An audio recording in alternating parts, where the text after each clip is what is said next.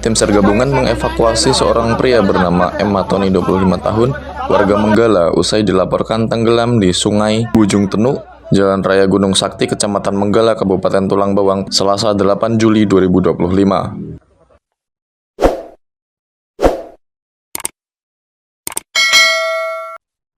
Hasil operasi SAR kondisi membahayakan jiwa manusia, orang tenggelam di sungai Jalan Raya Gunung Sakti, Kecamatan Menggala, atas nama Muhammad Mantoni, laki-laki 25 tahun, Ujung Gunung, Kecamatan Menggala.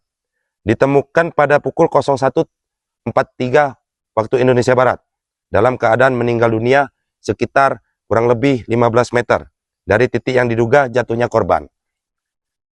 Kemudian korban langsung dievakuasi menuju rumah duka.